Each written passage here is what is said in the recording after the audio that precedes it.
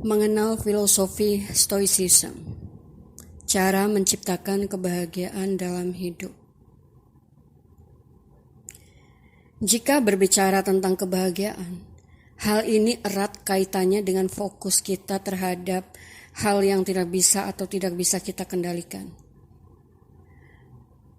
Selama ini, kalian lebih sering fokus ke hal-hal yang bisa dikendalikan atau malah berfokus pada hal-hal yang tidak bisa kalian kendalikan. Sayangnya, kebanyakan orang di dunia ini lebih sering berfokus pada hal-hal di luar jangkauan mereka dibanding dengan berfokus pada hal-hal yang bisa mereka kendalikan. Padahal, kunci untuk menjadi seorang yang memiliki hidup bahagia, menjadi sosok yang tangguh dan juga bijaksana adalah dengan cara memusatkan diri pada hal-hal yang ada di dalam kendali kita, bukan malah sebaliknya. Dari penjelasan tersebut, kalian perlu tahu bahwa di dunia ini terdapat dua jenis ilmu filsafat yang secara khusus diciptakan untuk hal tersebut. Ilmu tersebut adalah Stoicism. Stoicism merupakan sebuah filosofi yang berkaitan dengan kebahagiaan hidup dan bagaimana menghindari pikiran-pikiran stres dan jenuh. Ilmu yang satu ini mengajarkan pada kita tentang bagaimana kebahagiaan seseorang itu bersumber dari hal-hal yang bisa kita kendalikan. Jadi untuk meraih kebahagiaan yang dimaksud, kita perlu memfokuskan diri pada apapun yang bisa kita kendalikan. Apa itu filosofi Stoicism dan sejarahnya? Stoicism, stoik atau stoicisme berasal dari bahasa Yunani yaitu stoikos, yang artinya dari stoa, serambi atau beranda. Hal tersebut mengacu pada stoa poikil atau beranda berlukis yang ada di Athena, di mana para filsuf stoik Zeno dari Citium yang memberikan pengaruh besar pada stoicisme pernah mengajar. Stoicism ini diciptakan di kota Athena, Yunani oleh Zeno dari Citium pada awal abad ketiga sebelum Masehi. Filsafat ini dianut oleh beberapa filsuf dari Yunani, mulai dari Epictetus yaitu seorang mantan budak, Seneca yaitu politisi di era Kaisar Nero, dan juga Marcus Aurelius yaitu seorang kaisar. Ajaran filosofi Stoa ini sangat beragam, tetapi bisa disimpulkan bahwa pada dasarnya adalah mengenai perkembangan logika yang terbagi menjadi dua, yaitu retorika dan dialektika.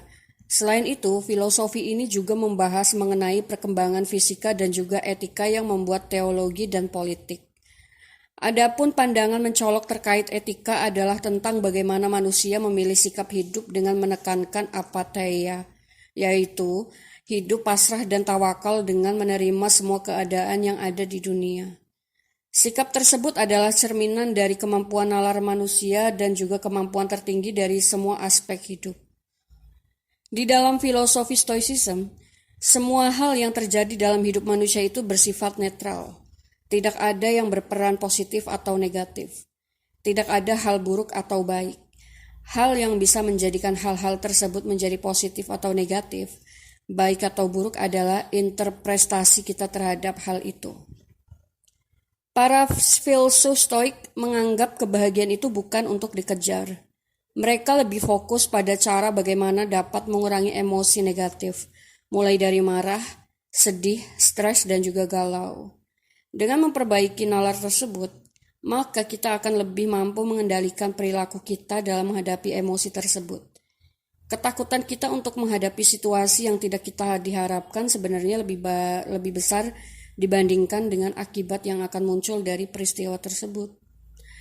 Menurut konsep Stoicism, jalan termudah untuk menuju kebahagiaan adalah didasarkan pada beberapa prinsip tersebut. 1. Kemampuan dalam melihat diri sendiri, dunia serta manusia lain secara objektif dan menerima sifat mereka dengan apa adanya. 2. Disiplin untuk mencegah diri sendiri dikendalikan oleh keinginan untuk bahagia atau takut terhadap rasa sakit dan juga penderitaan. 3. Membuat sebuah perbedaan antara apa yang ada di dalam kekuatan kita dan apa-apa yang tidak ada. Selain itu, konsep ini juga mengajarkan kepada kita bahwa apa yang Ada di dalam kendali kita hanyalah pikiran, persepsi, keyakinan, dan tindakan kita sendiri.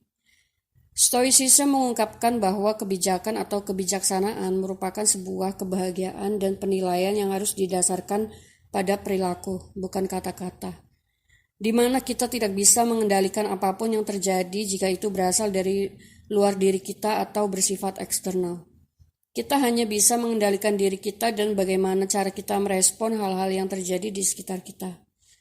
Para Stoa mengungkapkan bahwa perasaan takut atau cemburu, entah itu nafsu seksual atau cinta yang penuh gairah terhadap apapun, muncul dari penilaian yang tidak tepat dari orang-orang pada umumnya. Namun bagi orang-orang yang bijak, yaitu seorang yang mudah mencapai kesempurnaan dalam hal moral secara intelektual, maka hal itu tidak akan mereka alami. Stoik pada masa Seneca dan juga Epictetus menekankan pada sebuah doktrin yang sudah menjadi ajaran Stoa awal, bahwa orang yang bijak akan benar-benar kebal terhadap masalah apapun, kemalangan apapun atau derita. Itu artinya, sikap kebajikan sudah cukup untuk mencapai kebahagiaan. Akan tetapi, hal tersebut tidak semata-mata bahwa hanya orang bijak saja yang bebas dari penderitaan, sedangkan orang lain secara moral bersifat jahat.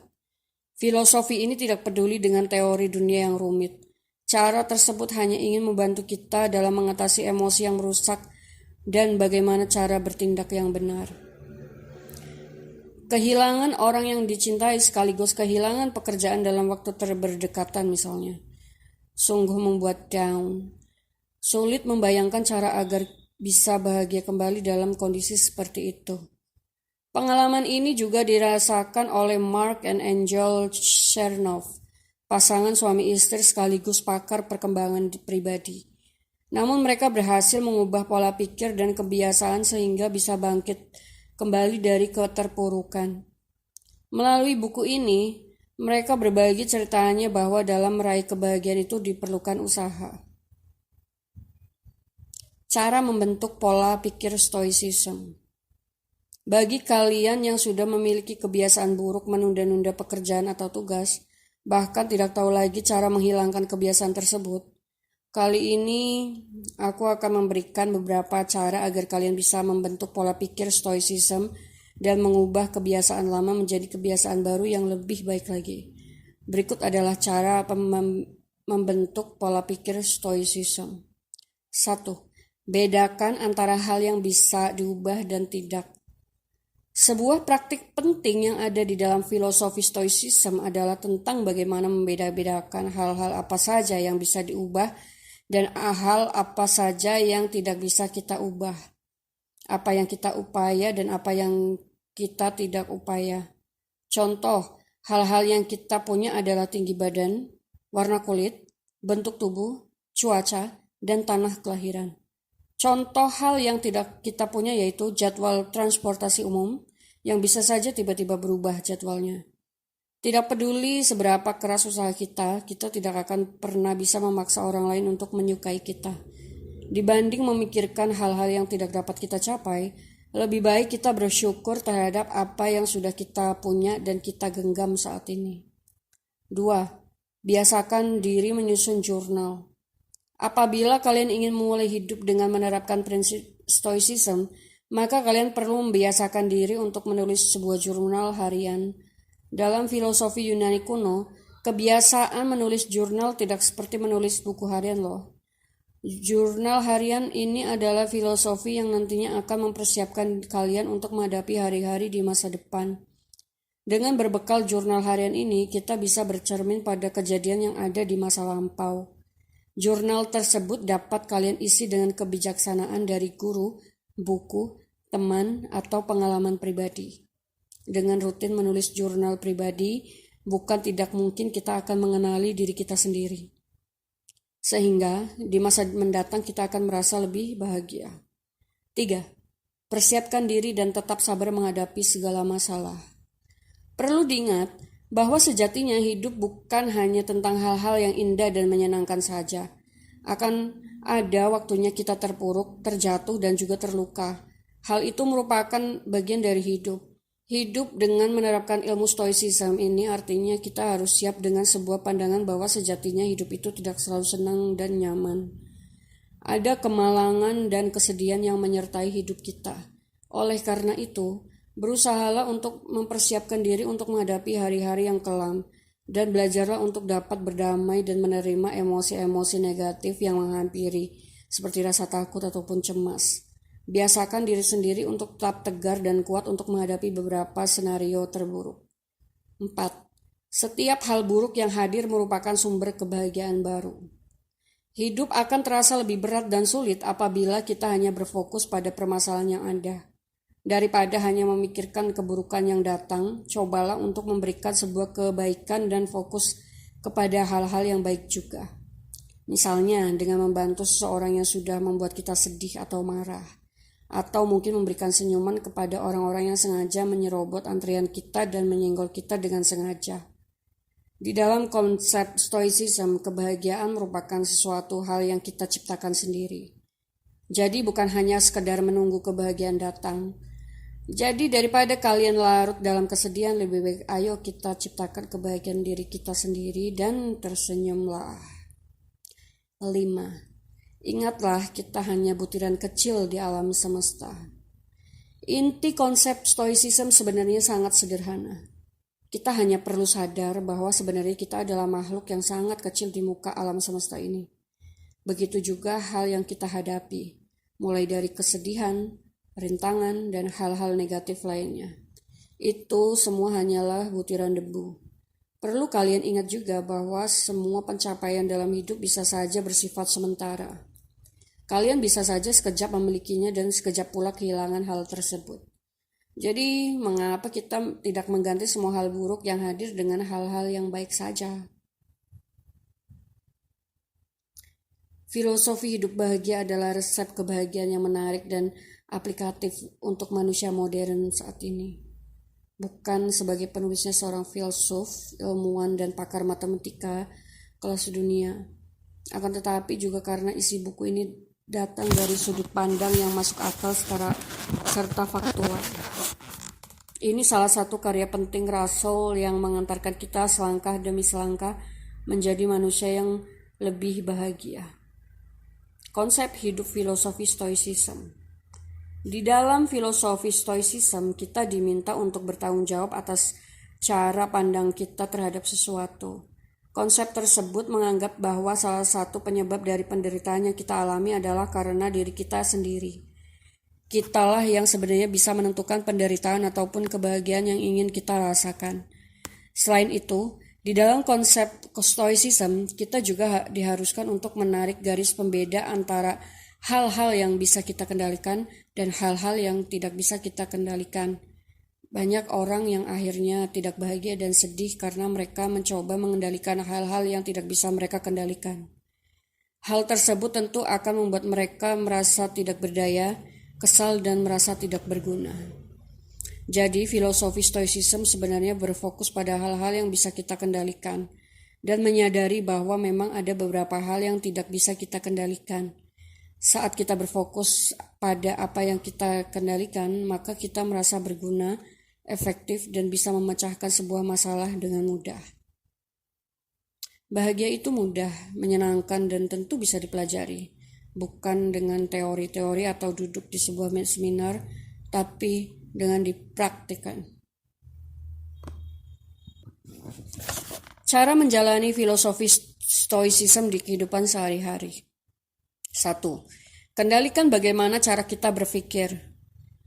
Seperti yang sudah dijelaskan di atas mengenai prinsip dari ilmu stoicism ini, yaitu tentang beberapa hal yang bisa kita kendalikan dan beberapa hal yang tidak bisa kita kendalikan.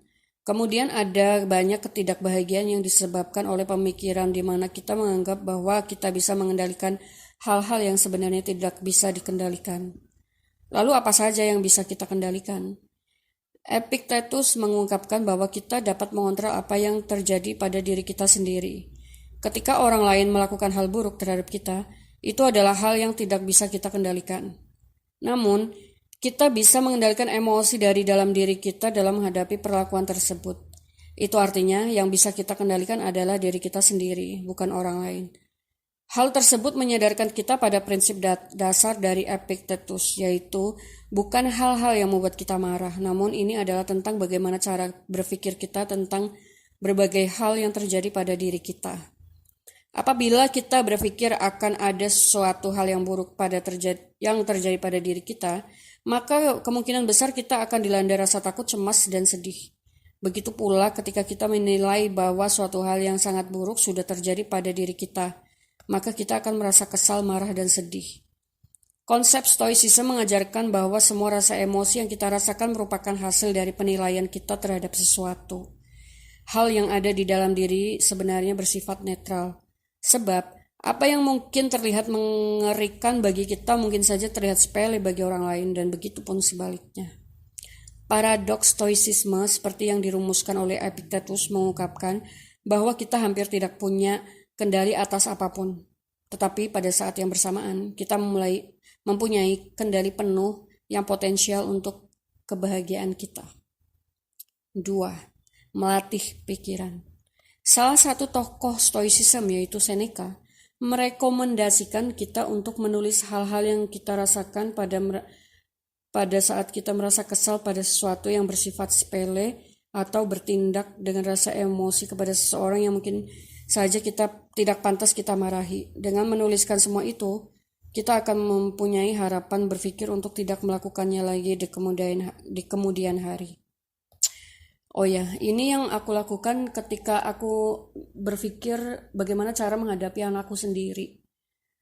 Jadi kadang aku merasa ini anakku yang nakal atau akunya yang kurang sabar gitu. Terus aku tulis tuh kebaikan anakku itu apa, terus kejelekannya anakku tuh apa. Nah, setelah aku tulis, ternyata kebaikan anakku tuh jauh lebih baik lebih banyak gitu daripada kejelekannya gitu. Oh, jadi aku bisa mengambil kesimpulan kalau di sini berarti akunya sendiri yang kurang sabar karena mungkin stres atau gimana atau terlalu sibuk gitu. Jadi perilaku anakku itu terasa menyebalkan gitu. Tapi aku udah mulai mencoba untuk merubahnya sih sedikit demi sedikit setelah nulis-nulis hal itu gitu. Oke, lanjut. Selain itu, seorang tokoh filsuf lain yaitu Marcus Aurelius mempunyai strategi lain, di mana dia selalu mengingatkan diri sendiri bahwa ia mungkin akan bertemu dengan orang-orang yang sedang marah, sedih, stres, dan tidak sabar. Dengan memikirkan hal tersebut, dia berharap agar nantinya ia akan cenderung tidak menanggapi mereka dengan cara yang sama, yaitu kemarahan.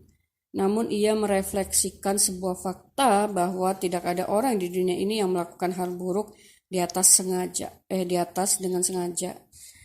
Mereka mungkin saja korban dari penilaian yang keliru dari mereka sendiri.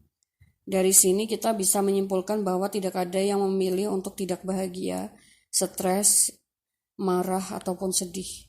Sebenarnya itu semua merupakan hasil dari penilaian kita sendiri, yaitu suatu hal yang ada di dalam kendali kita. Oke. 3. Terima apapun yang terjadi. Hal lain dari konsep Stoicism yang mengingatkan diri sendiri terkait hal yang tidak penting, yaitu menyadarkan bahwa dunia tidak hanya berputar di sekitar kita saja. Seperti yang dikatakan Epictetus. Apabila kita mengharapkan bahwa semesta akan memberikan hal-hal yang kita inginkan, maka yang akan kita dapatkan justru kekecewaan. Namun, jika kita menerima apapun yang diberikan oleh semesta, maka hidup kita akan jauh lebih damai dan bahagia. Nah, itu beberapa penjelasan mengenai filosofi Stoicism. Lebih dari 2000 tahun lalu, filsafat menemukan akar masalah dan juga solusi dari banyak emosi negatif. Stoicisme atau filosofi teras adalah filsafat Yunani Romawi kuno yang bisa membantu kita mengatasi emosi negatif dan menghasilkan mental yang tangguh dalam menghadapi roller coasternya hidup. Jauh dari kesan filsafat sebagai topik berat dan mengawang-awang, filosofi teras justru bersifat praktis dan relevan dalam kehidupan generasi milenial dan Gen Z masa kini.